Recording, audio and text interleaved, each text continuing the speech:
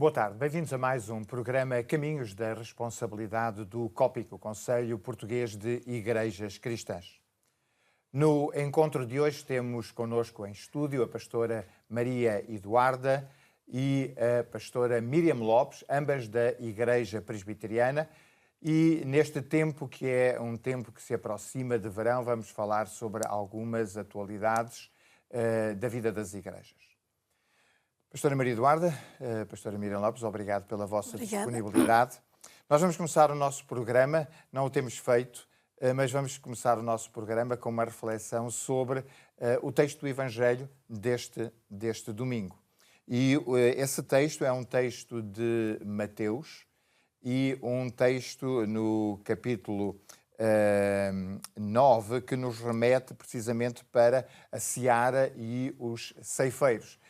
O texto diz, mais precisamente, a seara é realmente grande, mas poucos são os ceifeiros. Rogai, pois, ao Senhor da seara que mande ceifeiros para a seara. A minha pergunta, talvez começando pela pastora Maria Eduarda, alguma vez a seara tenha sido pequena? Boa tarde. Não, a seara é sempre enorme e humanamente muito maior do que nós podemos fazer ou sequer pensar por onde é que se começa a colheita. Muitas vezes é surpreendente porque não fomos nós que fizemos a sementeira.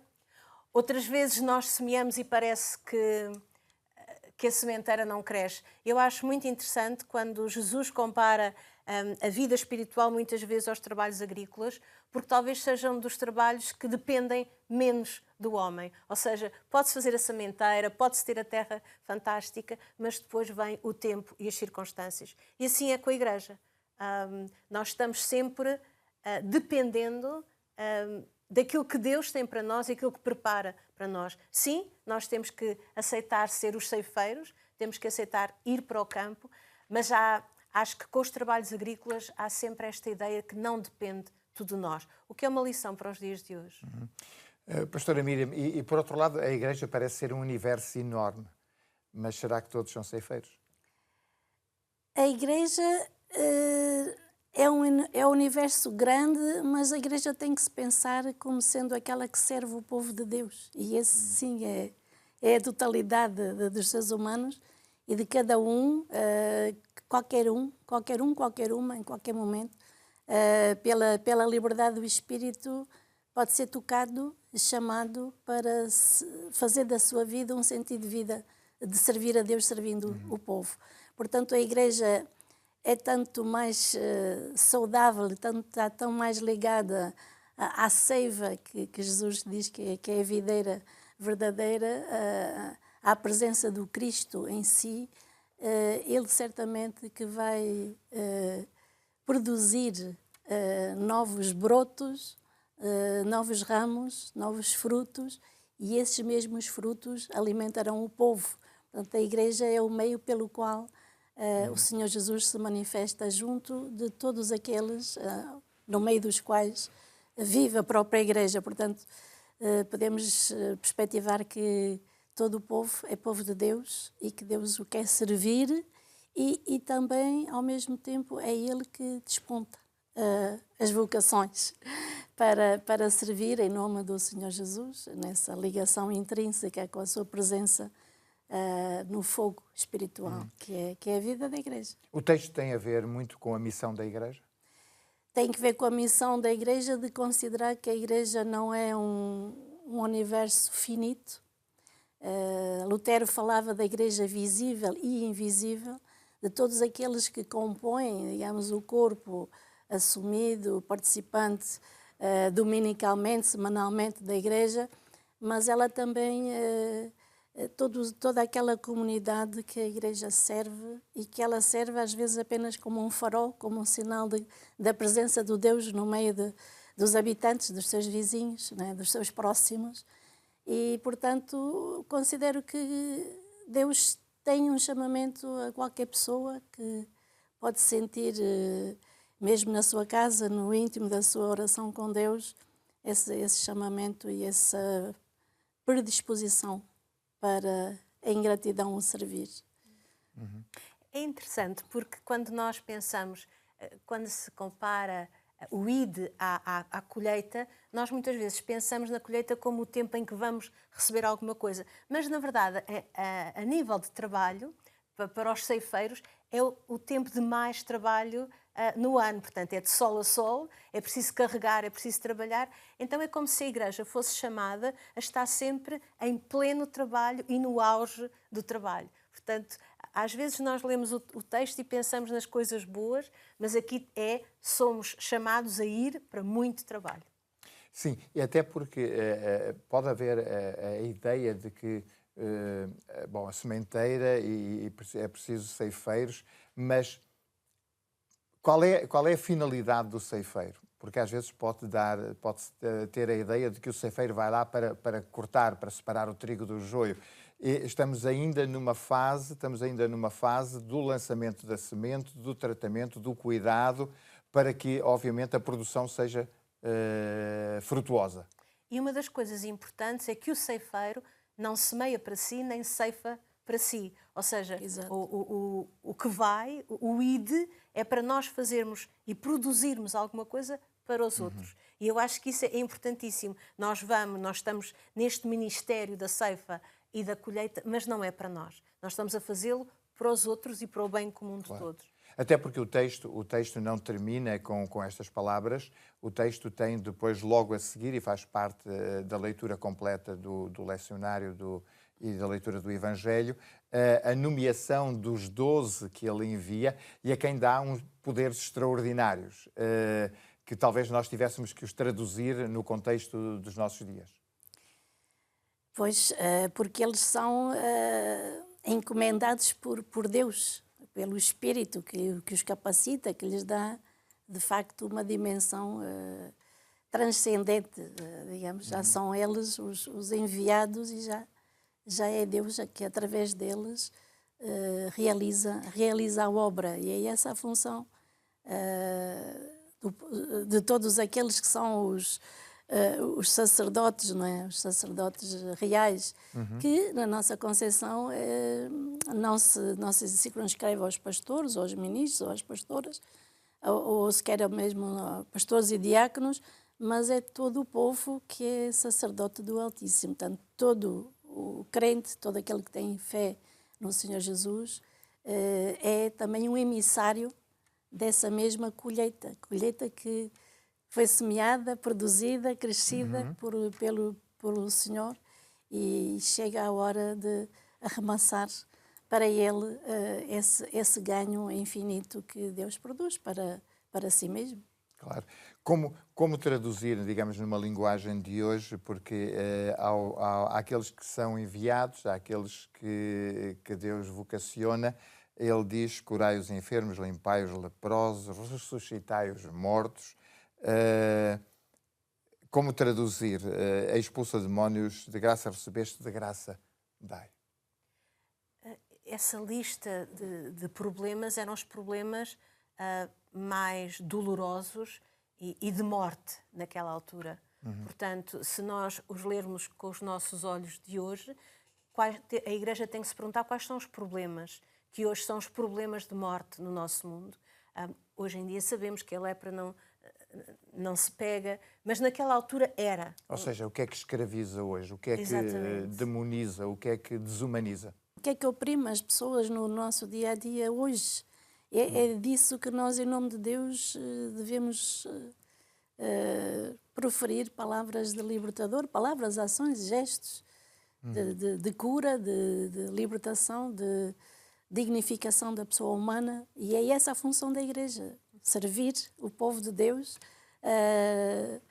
com o Espírito do Senhor, não é? que nos infunda essa capacidade extraordinária de, em nome de Deus, proclamar a dignidade, a integridade do ser humano que se depara diante de nós nas situações mais constrangedoras que temos nos nossos dias de hoje, sejam as pessoas incapacitadas, as pessoas ostracizadas, que a sociedade muitas vezes retira a sua capacidade de reclamarem, de chamarem, de vociferarem a sua angústia e a sua solidão. é aí que a Igreja tem uma palavra a dizer, em nome de Deus. Não é? E há duas linhas condutoras. Uma é a morte, porque havia várias situações trágicas e hoje continua a ser a morte. E há outra linha, que é as pessoas. Não é? A chamada é feita individualmente, por nome, e uma coisa interessante, se nós notarmos bem o texto, é que são nomeados 2 a 2, Pedro e André, e há um ritmo de texto em que são 2 pessoas. Isso significa, por um lado, que individualmente nós temos esta chamada para nós, e o ritmo do texto diz-nos, mas não estás sozinho. Vais com alguém e não estarás sozinho. E isso é reconfortante para nós que recebemos o ID. Ou seja, estamos na presença de um texto que nos desperta uma oração, porque hoje precisamos também, continuamos a precisar, mas desperta-nos também um sentido, para o sentido da missão e para a preocupação daquilo que, nos tempos que correm, desumaniza. Muito bem. Eu creio que podemos dar aqui um salto, porque, entretanto, estamos a falar da necessidade de ceifeiros. Há poucos dias atrás houve o sínodo da Igreja Presbiteriana. A Igreja Presbiteriana é uma igreja sinodal, e eu gostaria que, talvez começando pela pastora Mir Eduarda, nos dissesse qual foram os temas ou qual foram as ênfases que gostaria de sublinhar deste sínodo, porque eu sei que uma dessas ênfases foi precisamente a falta de homens e mulheres para os ministérios da Igreja. Exatamente, acho que foi o leitmotiv do sínodo. A seara é grande, sentimos a necessidade de entrarmos na seara e fazer aquilo que o Senhor mandou, mas não temos obreiros. E se há muitos anos nós dizemos não temos obreiros, neste momento a situação da Igreja Presbiteriana é gravíssima, porque temos 4 pastoras a tempo inteiro, 2 pastores a meio tempo e temos pastores reformados. Portanto, não tem havido vocações. As igrejas locais têm leigos que se disponibilizam a servi-las e a apoiar a missão, mas não temos tido jovens ou pessoas que na sua meia-idade decidam eu vou deixar a minha vida secular e vou-me entregar ao trabalho de Deus, ou vou coincidir a minha vida com o serviço a Deus enquanto diácono ou pastor. Nós temos diáconos e graças a Deus por eles, que atuam nas comunidades locais, mas nem todos têm a disponibilidade para ajudar nas igrejas a nível nacional. E temos várias igrejas que não têm pastor, e isso preocupa-nos profundamente. Estamos a orar e a esperar o que é que o Senhor nos quer dizer e o que é que está a preparar. A questão aqui, pastora Miriam, obviamente isto não é uma matéria exclusiva da Igreja Presbiteriana, acontece em muitas igrejas da tradição protestante. E até fora da tradição protestante. E até fora da protestante. tradição protestante, evidente. Aqui é a necessidade de estabelecer estratégias, não é? A necessidade, porventura, de... Não sei se... uma das preocupações que eu sempre ouvi dizer é que um pastor ou uma pastora deveria, no final da sua carreira, levar em consideração quantas pessoas levou ao ministério. Não sei se isso dá para fazer um salto positivo da carreira de um pastor. Com certeza, se a vida espiritual de um ministro, de um pastor ou de uma pastora é verdadeiramente fundada na sua fé e na sua raiz no Senhor Jesus, com certeza que traz a esperança de que a Igreja tem caminhos para andar que não estão na nossa visão, que ultrapassam os nossos pensamentos, como diz a Bíblia, e de facto é muito importante que cada um tenha esse discernimento dos dons que encontra à sua volta, para também tocar, sugerir, sugestionar jovens ou menos jovens para o ministério e para seguirem um caminho de serviço a Deus, que é sempre algo que no crente é um elã de bênção. E posso-me vangloriar de ter conseguido algumas pessoas para serem membros da Igreja e alguns até para estudarem no ministério e chegarem a pastores.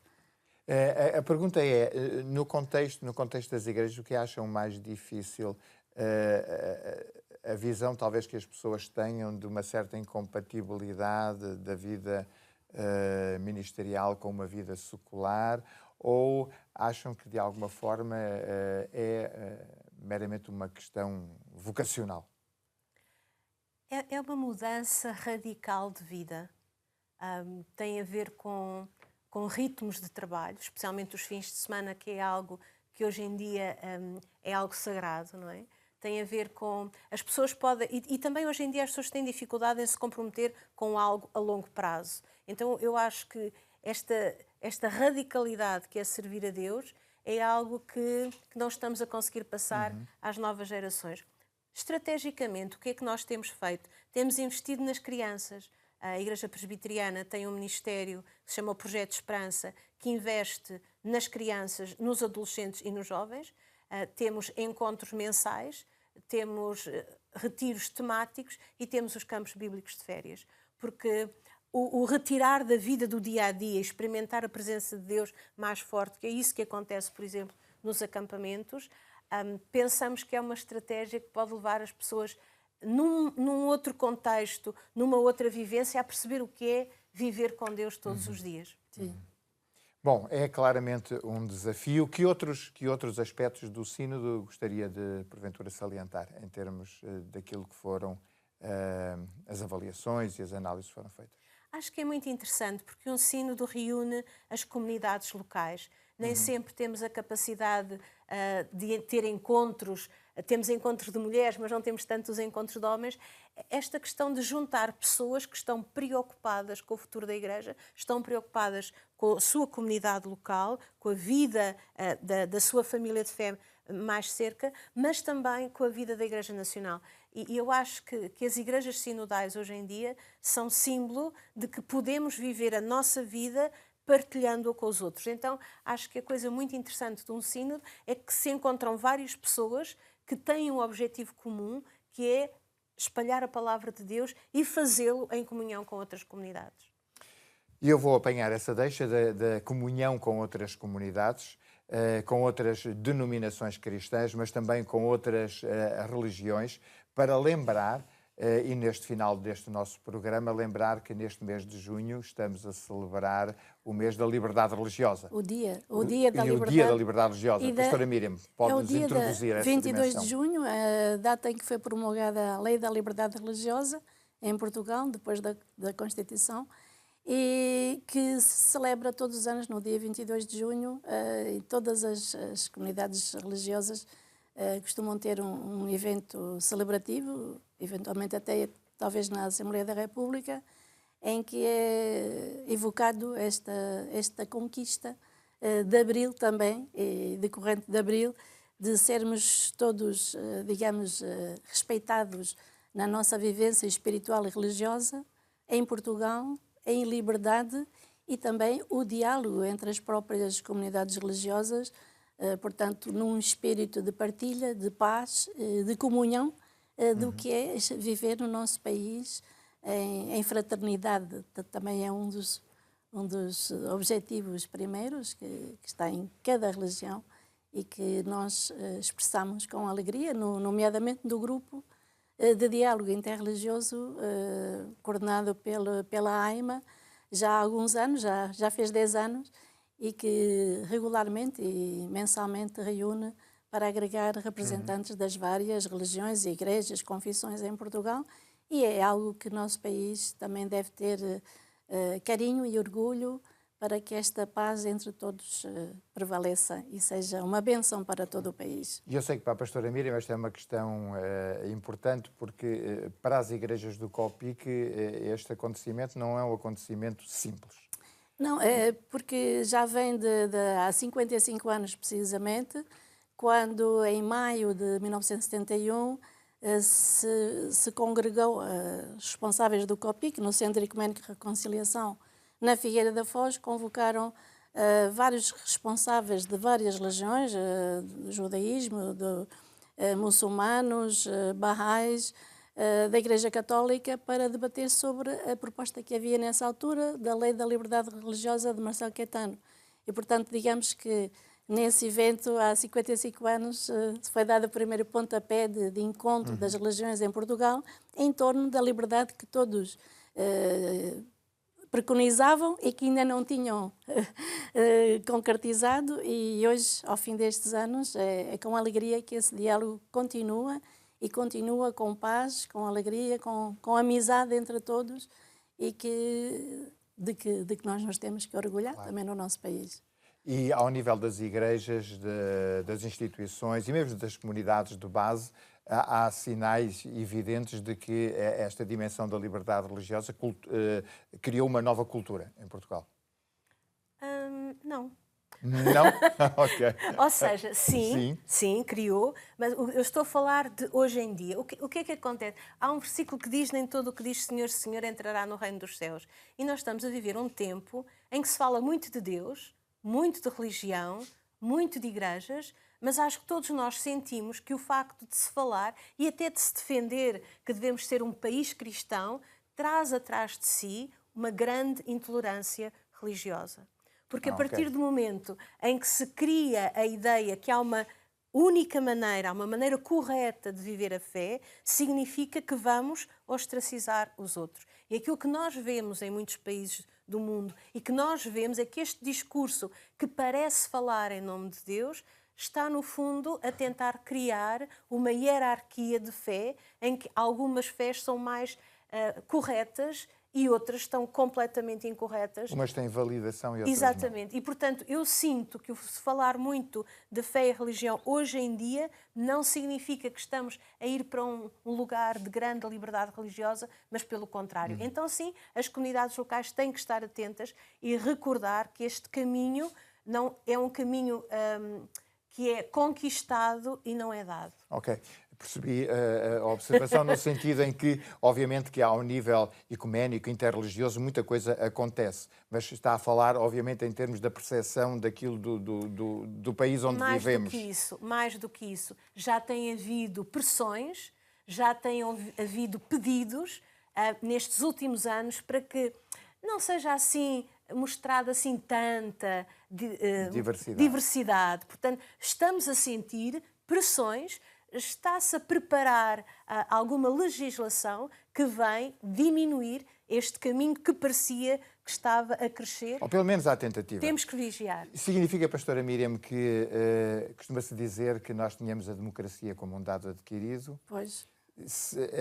Podemos descansar, nunca. Como diz o povo, à sombra da bananeira, no que diz respeito à liberdade religiosa? Nunca, porque...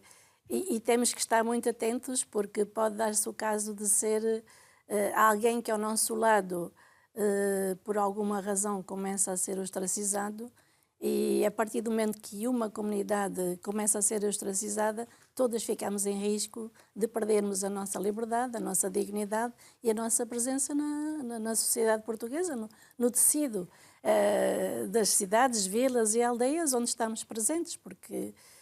de um momento para o outro pode-se criar um clima de antagonismos e de manipulação. Ou seja, a liberdade que queremos para nós temos que as conceder aos outros. Claro, nunca nada está garantido. Muito bem, olha, foi um prazer receber-vos esta tarde, falar sobre estes diferentes assuntos e certamente contarei com a vossa presença muito em breve. E nós ver-nos-emos então. Muito obrigada. O nosso programa chega ao fim. Eu espero que tenham gostado. De qualquer forma, estaremos convosco em breve. E até lá o nosso desejo é o de sempre. Fiquem bem, fiquem com Deus.